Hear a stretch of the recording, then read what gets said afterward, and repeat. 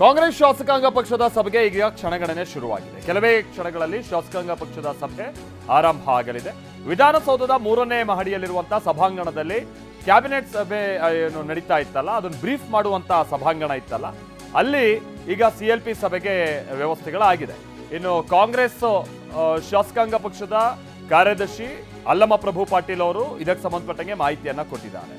ಕಾಂಗ್ರೆಸ್ ಶಾಸಕಾಂಗ ಪಕ್ಷದ ಸಭೆ ಹೇಗೆ ನಡೆಯುತ್ತೆ, ವೀಕ್ಷಕರಾಗಿ ಯಾರು ಬರ್ಬೋದು, ಇದೆಲ್ಲ ವಿಚಾರಗಳನ್ನು ಅವ್ರು ಹೇಳಿದ್ದಾರೆ. ಆಮೇಲೆ ಇನ್ನೊಂದು ಸಂಗತಿ ಅತ್ತಾದ್ರೆ, ಈಗ ಆಲ್ರೆಡಿ ಶಾಸಕಾಂಗ ಪಕ್ಷದ ಸಭೆ ನಡೆಯುತ್ತೆ ಅನ್ನುವಂಥ ವಿಚಾರ ಖಚಿತತೆ ಹೊಂದುತ್ತಾ ಇತ್ತಂತೆ. ಆದರೆ ಇಲ್ಲಿ ತನಕನೂ ಶಾಸಕಾಂಗ ಪಕ್ಷದ ನಾಯಕರು ಅಂತಾರೆ ಅದು ಸಿದ್ದರಾಮಯ್ಯನವರು. ಸೊ ಅವರಿಂದ ಮಾಹಿತಿಯನ್ನು ಪಡೆದು ಖಚಿತತೆ ಪಡೆದುಕೊಂಡಂಥ ನಂತರದಲ್ಲಿ ಎಲ್ರಿಗೂ ಒಂದು ಇಂಟಿಮೇಷನ್ ಕೊಡುವಂಥ ಕಾರ್ಯ ಆಗುತ್ತೆ. ಕಾರ್ಯದರ್ಶಿಯಿಂದ ಅಲ್ಲಮ ಪ್ರಭು ಪಾಟೀಲ್ ಅವರಿಂದ ಇಂಟಿಮೇಷನ್ ಕೊಟ್ಟು ಇವತ್ತು ಹಾಜರಾಗಬೇಕು ಅಂತ ಹೇಳ್ಕೊಂಡು ಅದರಂತೆ ಈಗೆಲ್ಲ ಬರ್ತಾರೆ.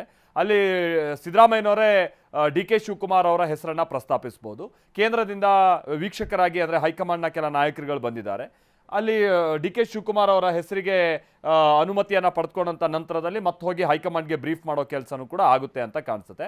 ಪ್ರಸನ್ನ ಇದಕ್ಕೆ ಸಂಬಂಧಪಟ್ಟಂಗೆ ನಮ್ಮ ಜೊತೆಗೆ ನೇರ ಸಂಪರ್ಕದಲ್ಲಿ ಜಾಯಿನ್ ಆಗ್ತಾ ಇದ್ದಾರೆ. ಪ್ರಸನ್ನ, ಈ ಪ್ರಕ್ರಿಯೆಗಳು ಹೇಗೆ ನಡ್ಕೊಂಡು ಹೋಗುತ್ತೆ ಅಂತ ಹೇಳ್ಕೊಂಡು, ಬಹುಶಃ DK ಶಿವಕುಮಾರ್ ಅವರು ಅಲ್ಲಿ ಏನು ಹೈಕಮಾಂಡ್ನ ನಾಯಕರುಗಳ ಜೊತೆಗೆ ಏನು ಚರ್ಚೆಯಲ್ಲಿದ್ದಾರೆ, ಇನ್ನೇನು ಕೆಲವೇ ಕ್ಷಣಗಳ ಅವ್ರ ಜೊತೆಗೆ ಹೊರಡೋರಿದ್ದಾರೆ. ಇಬ್ರು ವೀಕ್ಷಕರನ್ನಾಗಿ ಇವತ್ತಿನ ಸಭೆಗೆ ಆಹ್ವಾನಿಸಲಾಗಿದೆಯಾ. KC ವೇಣುಗೋಪಾಲ್ ಹಾಗೆ ರಣದೀಪ್ ಸಿಂಗ್ ಸುರ್ಜೇವಾಲಾ ಅವರನ್ನ, ಜೊತೆಗೆ ಕೊನೆ ಹಂತದಲ್ಲಿ ಯಾರಾದರೂ ಅಪಸ್ವರ ಮತ್ತೊಂದು ಈ ಥರದ್ದು ಏನಾದರೂ ಕಂಡು ಬರ್ತಾ ಇದೆಯಾ ಪ್ರಸನ್ನ? ಜಸ್ಟ್ ಹೋಲ್ಡ್ ಪ್ರಸನ್ನ, ನಾನು ನಿಮ್ಮ ಜೊತೆಗೆ ಮಾತನಾಡ್ತೀನಿ. ಯಾಕೆ ವಿಚಾರ ಹೇಳಿದೆ ಅಂತಂದ್ರೆ, ರಾಜಣ್ಣ ಎಲ್ಲ ಈಗ ಆಲ್ರೆಡಿ ಇದಕ್ಕೆ ಸಂಬಂಧಪಟ್ಟಂಗೆ ಸ್ವಲ್ಪ ಮೂಗು ಮುರಿಯೋ ರೀತಿಯಾದಂತಹ ಮಾತುಗಳನ್ನು ನಾವು ಕೇಳ್ತಾ ಇದ್ದೀವಿ. ಆ ಕಾರಣಕ್ಕಾಗಿ ಪ್ರಸ್ತಾವನೆಗೆ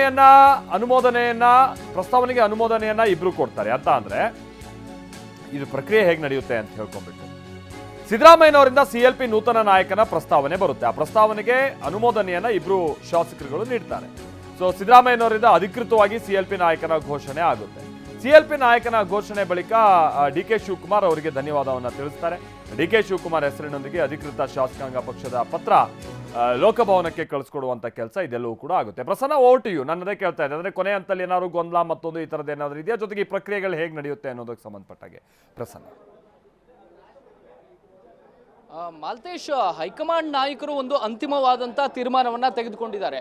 DK ಶಿವಕುಮಾರ್ ಅವರು ಮುಂದಿನ ಶಾಸಕಾಂಗ ಪಕ್ಷದ ನಾಯಕನಾಗಬೇಕು, ಮುಂದಿನ ಮುಖ್ಯಮಂತ್ರಿ ಆಗಬೇಕು ಅಂತೇಳಿ ಹೈಕಮಾಂಡ್ ತೀರ್ಮಾನ ತೆಗೆದುಕೊಂಡಂಥ ಕಾರಣ ಮತ್ತು ಸಿದ್ದರಾಮಯ್ಯನವರು ಅದಕ್ಕೆ ಒಪ್ಪಿದಂಥ ಕಾರಣ. ಸೊ DK ಶಿವಕುಮಾರ್ ಅವರ ಆಯ್ಕೆಯ ಬಗ್ಗೆ ಅಷ್ಟರ ಮಟ್ಟಿಗೆ ಬಹಿರಂಗವಾಗಿ ಅಪಸ್ವರಗಳು ಇಲ್ಲಿ ವ್ಯಕ್ತವಾಗುವಂಥ ಸಾಧ್ಯತೆಗಳು ತುಂಬ ಕಡಿಮೆ ಇದೆ. ಮುಂದೆ ಸಂಪುಟ ರಚನೆ ಸಂದರ್ಭದಲ್ಲಿ ಬೇರೆ ಬೇರೆ ರೀತಿಯ ಸ್ವರೂಪವನ್ನು ಈ ಬೆಳವಣಿಗೆಗಳು ಪಡೆದುಕೊಳ್ಬಹುದು.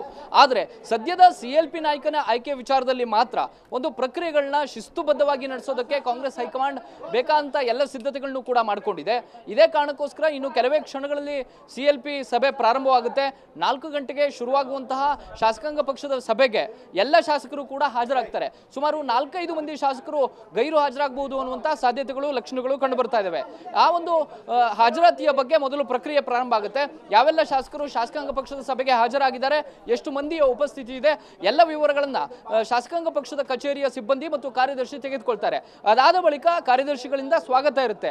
CLP ಸಭೆಗೆ ಎಲ್ಲ ಶಾಸಕರನ್ನ ಆಹ್ವಾನಿಸಿದ ಬಳಿಕ ಇವತ್ತಿನ ಪ್ರಕ್ರಿಯೆ ಪ್ರಕಾರ ಬಹುತೇಕ ಸುರ್ಜೇವಾಲಾ ಅವರು ಮೊಟ್ಟ ಮೊದಲ ಬಾರಿಗೆ ಮಾತನಾಡಬಹುದು. ಯಾವ ಕಾರಣಕ್ಕೋಸ್ಕರ ಈ ಶಾಸಕಾಂಗ ಪಕ್ಷದ ಸಭೆಯನ್ನ ಹೈಕಮಾಂಡ್ ಕರೆಯುವಂತ ನಿರ್ಣಯವನ್ನ ಕೈಗೊಳ್ತು ಅನ್ನುವಂಥದ್ದು ಮತ್ತು ಹೈಕಮಾಂಡ್ನ ಮುಂದಿನ ನಿರ್ಧಾರ ಏನು ಅನ್ನುವಂಥದ್ರ ಬಗ್ಗೆ ಒಂದು ಸೂಕ್ಷ್ಮವಾದಂತಹ ವಿವರಗಳನ್ನ ಎಲ್ಲ ನಾಯಕರಿಗೂ ಕೊಡಬಹುದು. ಗೊಂದಲಗಳು ಆಗದೇ ಇರೋ ರೀತಿಯಲ್ಲಿ ಸುರ್ಜೇವಾಲಾ ಮತ್ತು KC ವೇಣುಗೋಪಾಲ್ ಅವರು ಒಂದು ಕ್ಲಿಯರ್ ಆದಂತಹ ಮೆಸೇಜ್ ಅನ್ನ ಶಾಸಕರಿಗೆ ತಕ್ಷಣ ಕನ್ವೆ ಮಾಡಿಯೇ ಮಾಡ್ತಾರೆ. ಅದಾದ ಬಳಿಕ ಶಾಸಕಾಂಗ ಪಕ್ಷದ ಹಾಲಿ ನಾಯಕನಾಗಿರುವಂತಹ ಸಿದ್ದರಾಮಯ್ಯನವರು ಪ್ರಸ್ತಾವನೆಯನ್ನ ಮಂಡಿಸ್ತಾರೆ. ಮುಂದಿನ ಶಾಸಕಾಂಗ ಪಕ್ಷದ ನಾಯಕನಾಗಿ ಇಂತಿಂಥವ್ರನ್ನ ಆಯ್ಕೆ ಮಾಡಲಾಗಿದೆ, ಇಂಥವ್ರನ್ನ ಅಂತೇಳಿ. ಅದು ಅವಿರೋಧವಾಗಿ DK ಶಿವಕುಮಾರ್ ಅವರ ಹೆಸರನ್ನ ಬಹುತೇಕ ಘೋಷಣೆ ಮಾಡೇ ಮಾಡ್ತಾರೆ. ಇದು ಶತಸಿದ್ಧ.